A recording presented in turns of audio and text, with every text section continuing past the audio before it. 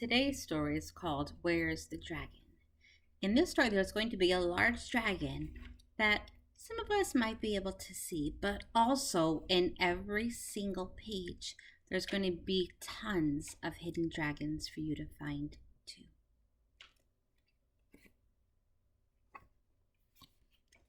Each and every year on the first day of summer, little George hurried off to visit his grandfather. The old man had a dog named Meg and a workshop full of wonders. He could carve anything George asked him to: kites, clocks, flutes, fiddles, and wonderful wooden dragons. And as he carved, Grandfather told amazing tales about an enormous old dragon who lived in the mountains. His tales seemed so real that George felt he could almost see the dragon. Do you see any hidden dragons? Looks like there's a hidden dragon in that orange kite, as well as many other hidden dragons. But this year, as Grandfather finished his tales, George asked, "Do you think perhaps I'm too old to believe in dragons?" "Seeing is believing," cried Grandfather. "It's time I took you on a dragon hunt." He asked George to carry all sorts of strange things, down to his boat, a telescope, an umbrella, a magnifying glass, and an ancient yellow map. Finally, Grandfather put on a hat with a long fluffy feather. "This," he chuckled, "is my dragon hunting hat." There's even a dragon hiding in this tree right here. And the house has some hidden dragons, and the boat.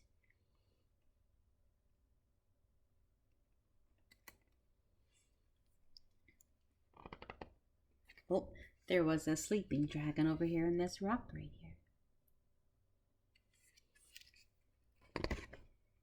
Off they sailed to hunt for the dragon. George was so full of questions it was a wonder he didn't burst. "Is he a big dragon?" asked George. "As big as the sky," roared Grandfather. "He must be easy to see," said George. "No, no, not at all," said Grandfather. "To see a dragon you must hunt high and low, and always believe hard enough." Do you spy any hidden dragons on this page?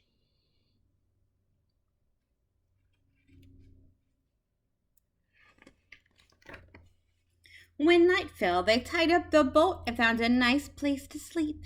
And as they settled down on the river bank, George, Grandfather, and Meg stared up at the dark sky. "Look, Grandfather," whispered George, pointing up at the stars. "What's that winking in the sky?" "Ah, yes," sighed Grandfather. "What a beautiful moon." Do you think that's a moon?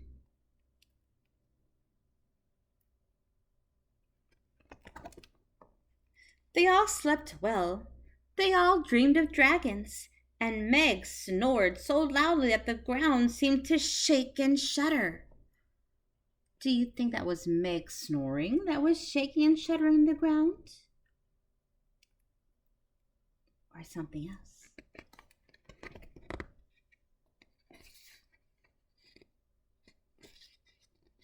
In the morning, Grandfather's boat had vanished into thin air. Was it the dragon, George wondered? Not at all, grumbled Grandfather, who was a little nearsighted. Dragons always leave footprints.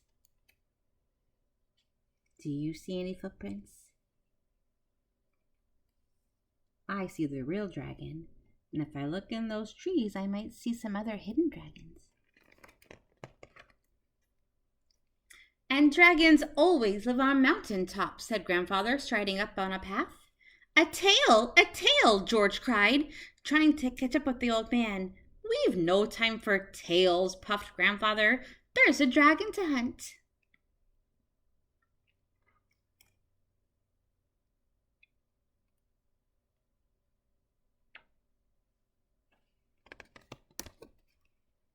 "Do dragons breathe fire?" panted George. "Not at all," wheezed Grandfather, taking off his dragon hunting hat and mopping his brow. "Whew, my, but it's hot today."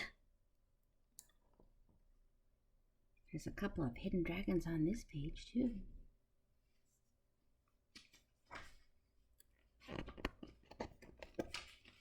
As they reached the top of the mountain, George was sure he believed in dragons. He pointed and shouted, "His eye!" "Yes, it is high," said Grandfather, who was a little hard of hearing. "Dragons always live up high."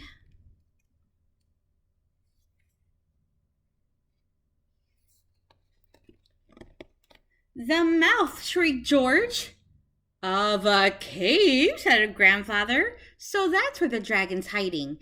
And with that he leaped into the darkness, waving his umbrella about his head. George yelled out. Meg barked, but it was too late.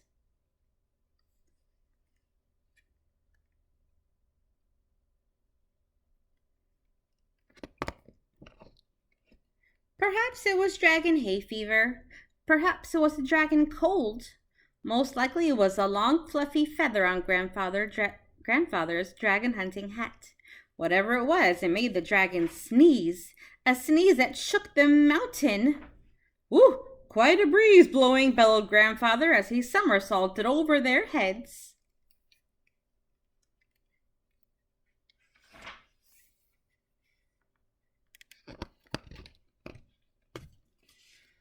The dragon hunt was over. "Next year we'll hunt higher and lower and believe even harder," cried Grandfather. "Then we're sure to see the dragon." "Of course," chuckled George, holding Grandfather's hand and winking at Meg. "After all, seeing is believing."